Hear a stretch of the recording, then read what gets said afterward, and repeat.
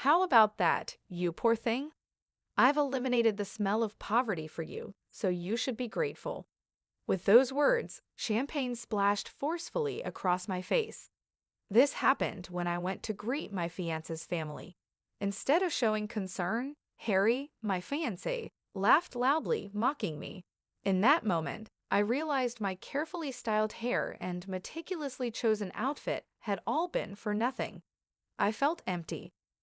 "I will be terminating our contract with your company," I said firmly. Grace, Harry's mother, who had thrown the champagne, and Harry himself looked at me in utter shock, unable to comprehend what had just happened. Suddenly, Harry's father, President Smith, appeared. "Mr. Smith, you mentioned planning to retire soon and passing your responsibilities to your son. Given the circumstances, it's only reasonable to reconsider how much my company can trust a future leader like him. It seems your intention was to maintain our business relationship through this marriage, but that has backfired." After calmly explaining everything, I left the scene. Grace, overhearing my conversation with President Smith, remained too stunned to speak. This wasn't the end, though. They would have to face the consequences of their actions. "My name is Maya Scott. I'm 48 years old and have never married. I've always prioritized my career and cherished my alone time. My hobbies, reading and watching movies, have filled my days with fulfillment, which is why I never felt a need for marriage. However, this past April, when spring was in full bloom, an unexpected marriage proposal came my way.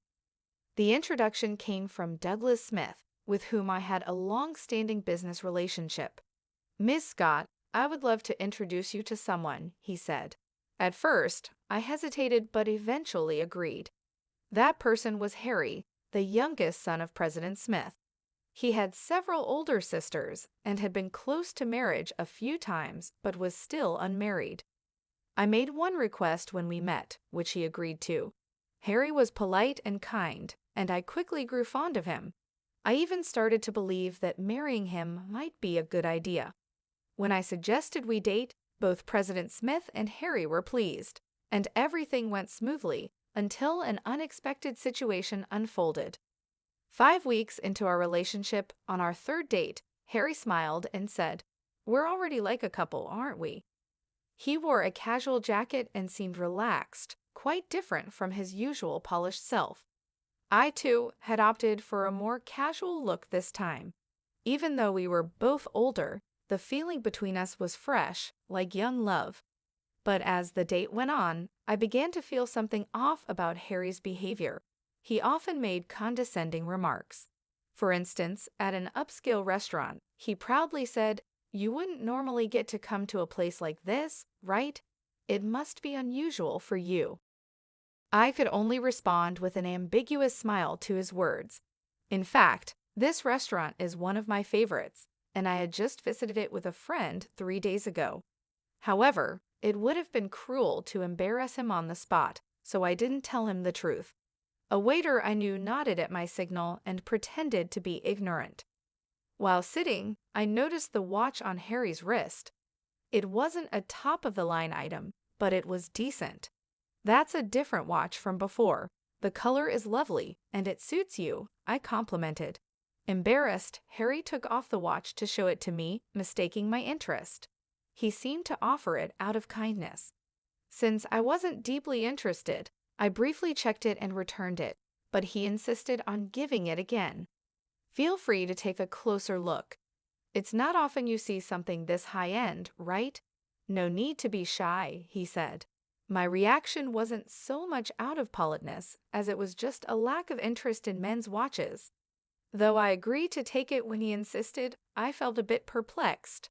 To me, a watch is just an accessory, and I think checking the time on a smartphone is sufficient. I mentioned his watch casually, just as I might compliment a friend's new decorative item. Many of the older people I work with wear them too, so I actually see them quite often. "Thank you for showing it to me. It's nice to have something you like," I said. At that, Harry slightly pouted and surreptitiously followed my belongings with his gaze. What caught his interest was a bag that I am particularly fond of.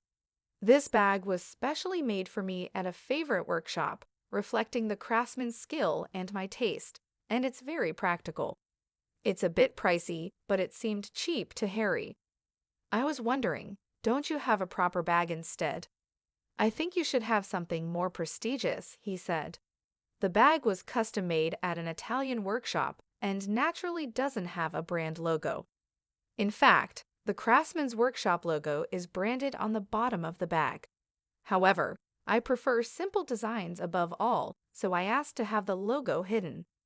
It would be difficult for someone not accustomed to women's bags to judge its price just by looking, but I couldn't help but be puzzled by his consistently superior tone. Sometimes I dismiss it, accepting that he's a sheltered son who doesn't know the world, but the feeling of discomfort doesn't easily go away.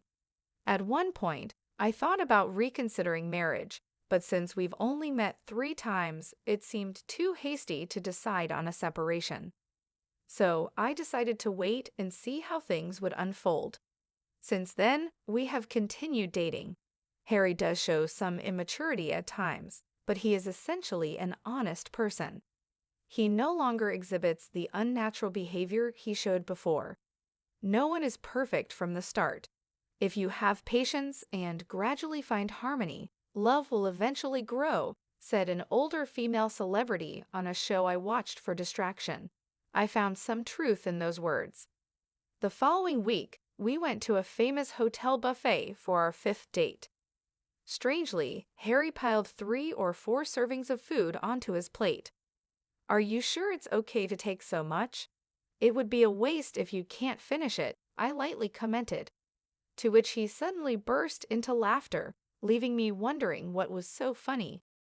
He said, "A waste, Maya? Are you still talking like someone poor? It's okay to take this much. It doesn't matter if I throw it away if I can't eat it all." I made a sour face. He completely failed to understand that wasting food not only incurs costs, but also affects other customers. The issue isn't just about money, it's about resources and the environment. Aren't you aware of the concept of food waste? It's also inconsiderate to other customers, and eating disorderly isn't good, I said, my voice more stern than usual. In response, Harry suddenly shrank back, poking at his pasta with a fork. He muttered, "I'm sorry, please don't be angry. My mommy said you might be marrying me for money, and I just reacted without thinking." The word *mommy* lingered in my ears, and I couldn't help but repeat it in disbelief. Referring to his mother as *mommy* at his age struck me as strange, revealing something peculiar about his family environment. As the date neared its end, still uneasy with the situation, Harry drove me home. Just as I was getting out of the car, he grabbed my hand to stop me. "Miss Scott, even though I am who I am, would you marry me? Even if not right away, being engaged is fine. As your fiancé, I can wait as long as it takes." I was taken aback by Harry's sudden forwardness, but soon I began to feel genuine joy from his proposal. Despite the many concerning aspects about Harry, his courtship brought me happiness. I believed that some of his shortcomings could be improved upon after marriage, that I could nurture him into a loving husband. 3 months had passed since we met, and I felt it was time to move forward. Let's grow together by complementing each other. We both have flaws and differences, so let's talk a lot and resolve them, I said, teary-eyed and moved by emotion. However, the moment I agreed to the proposal, Harry exhibited problematic behavior once again. "Let's start preparing for married life. First, you should quit your job, take care of the home, and learn housework from my mommy," he said with a smile. My joy vanished, replaced by rising anger. I responded more sharply than usual, "Don't be so presumptuous. If that's your attitude, then marriage is out of the question. Goodbye." Harry was silent, stunned by my reaction. I got out of the car and immediately went back inside my house. Though I had decided to distance myself, I reluctantly agreed to meet him again after receiving a message from Harry over the weekend, insisting on seeing me. The weekend came quickly, and when the appointed day arrived, Harry was already waiting at our meeting place. As I approached, he stood up quickly and apologized deeply. "I'm really sorry about last time. My friends told me to lay down the law, and I took it seriously. They even scolded me for actually thinking it was okay to do that," Harry said, his energy low.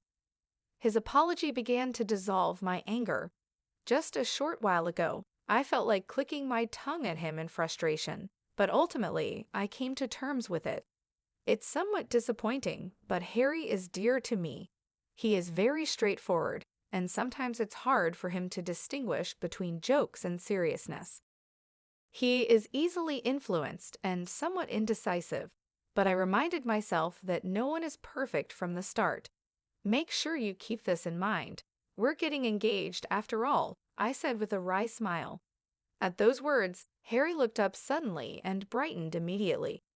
After a stormy engagement period, a month had passed, and finally, it was time to formally meet each other's families to announce our marriage. The first visit was to Harry's family home.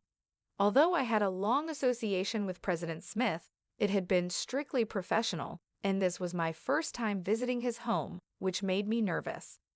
Harry was as gentle and lovely as usual, but he seemed a bit off that morning. I thought he might be nervous, but apparently that wasn't the case. About my mom," he started, and I braced myself, thinking of potential issues between a daughter-in-law and mother-in-law.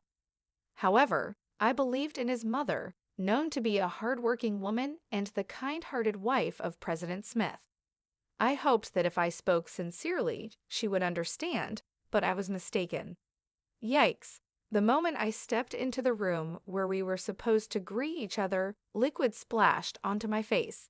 My eyes stung intensely, and a strong irritation hit my nose, causing me to cough violently. I immediately panicked. "How about that, you poor thing? I got rid of the poor smell for you, so be thankful," I heard a mocking voice say. I was stunned by the bitter taste, smell, and heat. I realized the liquid in my mouth was champagne, but I couldn't understand why I'd received such treatment. "Grace, what are you doing?" President Smith exclaimed in shock. The situation became clear. Harry's mother, my future mother-in-law, Grace, had thrown the champagne in my face. The mocking voice was hers as well. I recalled how Harry had previously looked down on me as poor, and I realized that this attitude might have come from Grace. "Ha ha ha, what's the matter, Maya? You're all wet. Funny, isn't it? Go, mommy, typical of you." Harry laughed loudly. At that moment, I realized everything up to this point had been in vain. Only emptiness filled my heart. "I will therefore terminate our contract with your company," I stated firmly. "What?" At my statement, Harry and Grace both exclaimed in surprise. They hurriedly glanced at each other, whispering, perhaps discussing business or something else. I was not involved, merely left to speculate.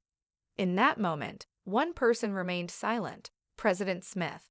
He stood there, pale and wide-eyed. I turned to him once again, thanked him, and began to speak. "First of all, President Smith, I would like to thank you for your cooperation so far. It must be due to the condition we agreed upon that such an incident did not occur before." I turned to speak to Grace and Harry. Grace shot a doubtful look at President Smith and then stared at me sternly. Meanwhile, Harry watched his mother's reaction, then looked back at me. I continued quietly. "This may be an unexpected statement for them, but I hope they listen carefully. One condition of accepting the matchmaking was that I would not reveal. I am the president of a company, though I kept this information hidden until the decision about the May marriage was finalized. I thought my title might get in the way. My connection with President Smith was built through significant business transactions I've managed over the years. When the moment came, I handed over my business card, which naturally listed my company name and position. "Hello again, Mrs. Grace. Thank you for all your help so far," I said. "This is my position. I have been working with your husband's company for over 10 years. Currently, my company is likely your biggest client. I wonder what percentage of your company's sales we represent." As Harry glanced at the card, his face turned pale with surprise. He had worked in his father's company, and seeing my company name should have immediately made it clear who I was. I wasn't just any business owner, I was one of his father's most important business partners. Therefore, I had kept my profession hidden initially to assess Harry's character without my title influencing his behavior. I wanted to see the real person, not just superficial politeness. I couldn't afford to engage with someone whose attitude was contrived, as it could affect not only my personal life, but also his father's company's fate. So I was introduced as someone who simply met Harry through work. I even wore fake glasses and altered my makeup and hairstyle for our dates as part of the disguise. In hindsight, it was all a waste of time. "I'm sorry, President Smith, but I must decline this proposal," I said clearly. "This concerns both marriage and business. We need to pause our transactions to reassess the situation." After I said this, I sat down to face President Smith. I explained the situation as calmly as possible. His face paled and he stuttered, "The transactions are affected? That can't be right." His reaction, however, seemed forced. I shook my head firmly, indicating my decision was final. But I wanted him to understand that my choice wasn't based on fleeting emotions. "President Smith, you mentioned you plan to retire soon and hand over your responsibilities to your son.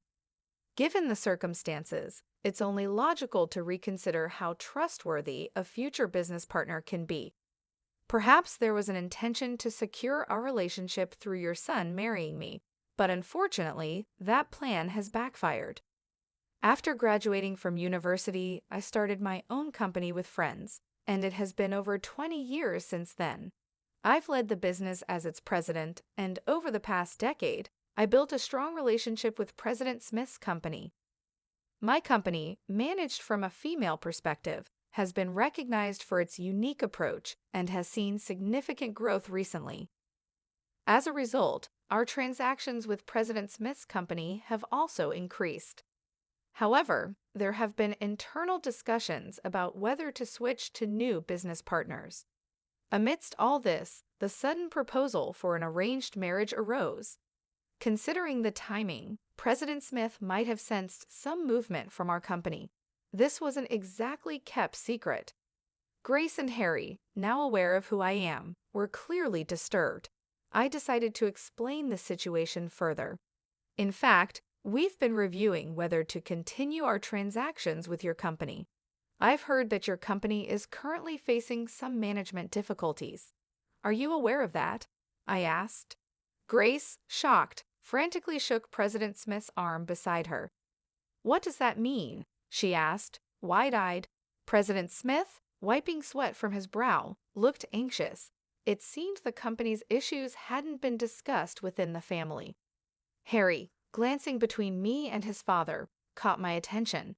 Despite being an insider, he seemed unaware of the current state of his own company.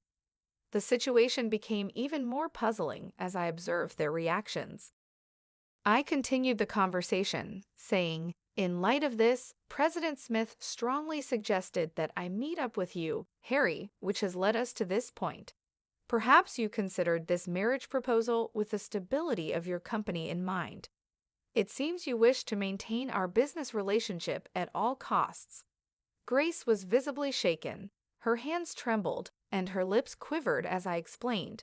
President Smith's company is indeed struggling with management issues. "Grace, you may have looked down on me earlier, but your company is facing far more significant problems. Once praised for its quality and speed, President Smith's products have been technologically overtaken by competitors, no longer offering anything special. Moreover," I continued, "the development and manufacturing processes are inefficient, cost reductions have stalled, and product prices have become expensive. Additionally, the company imposes unacceptable levels of pressure on employees, according to modern labor standards. Shortening delivery times has only further deteriorated the corporate reputation." I could see Grace's face fall as I explained the situation. Adopting products from a low-rated company can cause a domino effect, dragging down the reputation of business partners. Even a company with a long history faces challenges with outdated structures and a high turnover rate among young employees. As a result, President Smith's company's market share has gradually decreased and its performance continues to decline. Under such circumstances, it was natural for us to explore transactions with more stable companies. Grace, enraged, suddenly shouted, "How dare you threaten to cut off business based on personal feelings? What a despicable act! Are you blackmailing us? This is the worst. Don't think such behavior is acceptable." Despite her actions being the cause of the situation, I was surprised by her accusatory tone. The lack of an apology spoke volumes about her character. Before I could respond, President Smith shouted vehemently, "Silence! This is all your fault." I swallowed my words, realizing that President Smith, not I, was the one most damaged by this situation. The unexpected fallout from his wife's inappropriate behavior must have been unforeseen for him, as he had hoped for stability. All of this stems from his adherence to our agreement. However, in reality, keeping the secret from Harry alone would have been sufficient. He should have informed his wife beforehand. As a result, I am relieved that I don't have to welcome such a problematic person as my mother-in-law.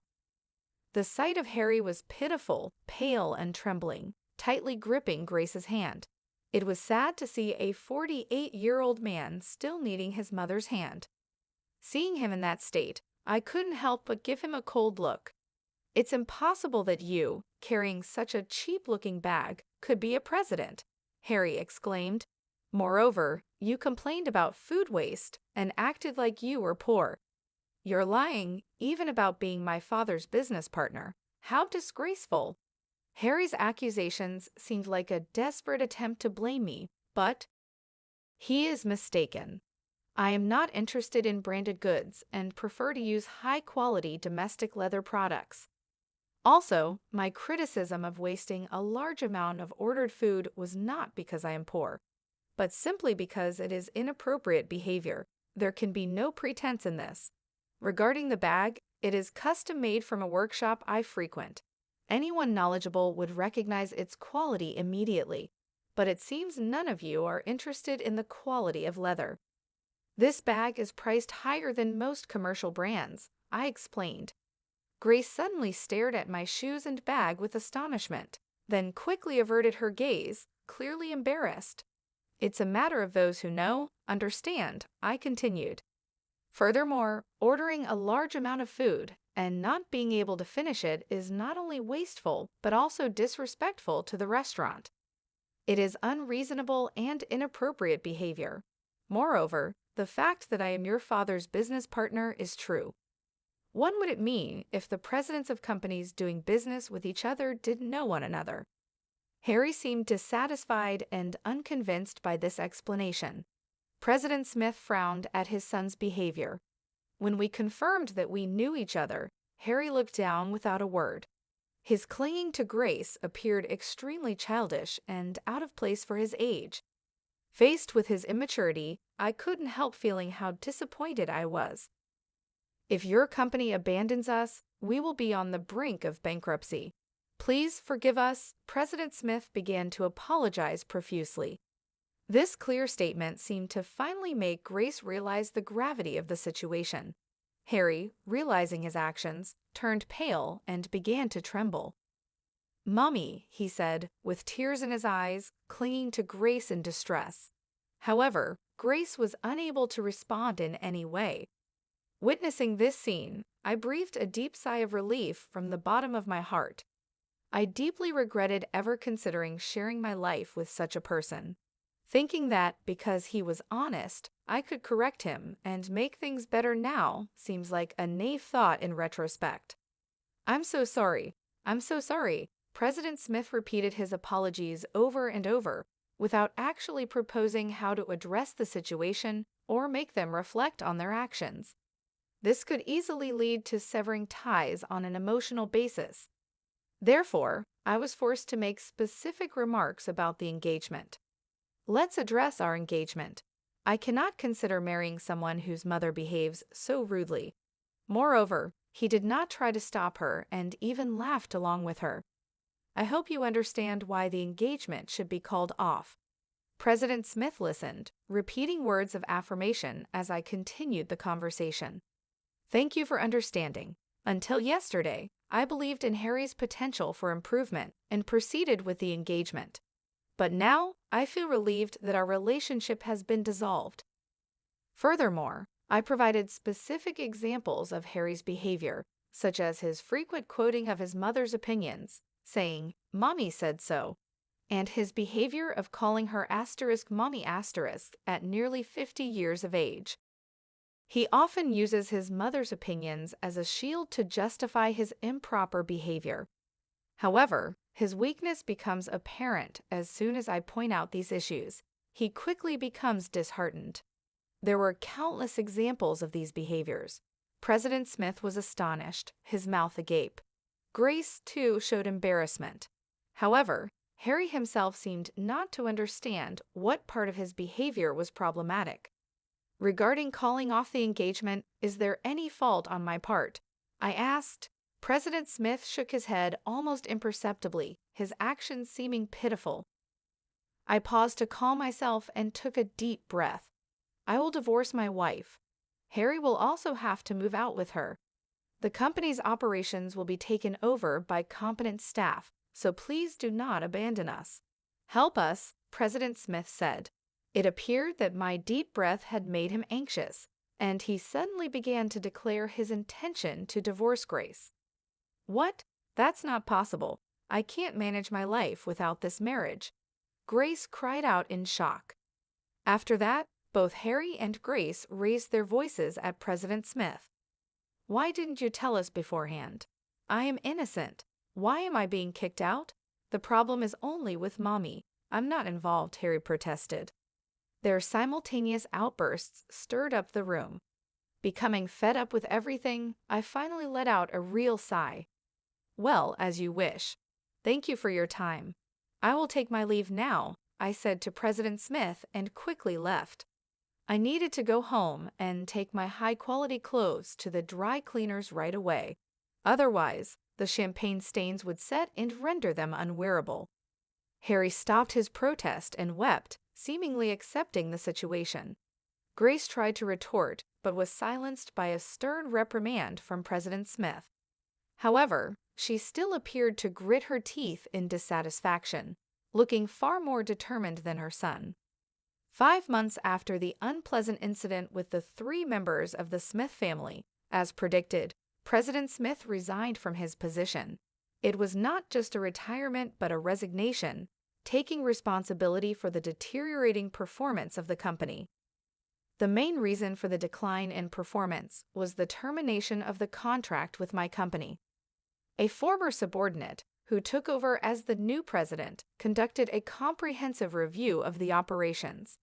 Breaking away from family management was well received and external evaluations improved. He was proactive in developing new products, and the results were beginning to show. At this rate, resuming the interrupted transactions might be imminent. Furthermore, President Smith and Grace officially divorced. Harry moved out with Grace as anticipated, and they started a new life together. However, rumors persist of daily conflicts between them. The once close relationship between mother and son may have been based primarily on financial comfort. After being expelled from his father's company, Harry quickly fell into unemployment. Unable to bear Harry's financial dependence, Grace left him in President Smith's care and disappeared herself. I heard that she now lives alone in an old, low-rent apartment, mourning her fate. Grace, who once boasted of her lavish lifestyle, seems to have pushed many people away with her behavior. Now, she has neither helpers nor friends and has become a lonely figure. About a year after President Smith's retirement, I had a chance encounter with the former president when I visited his old company. I unexpectedly ran into him. I am very sorry for the great inconvenience I caused before, former President Smith said. He explained that he had generously transferred half of his property to Grace. However, the main reasons for her financial troubles were Harry's demands and Grace's continued extravagant spending. Unfortunately, this is nothing but personal responsibility, and sympathy is hard to come by. Former President Smith initially planned to keep Harry at a distance.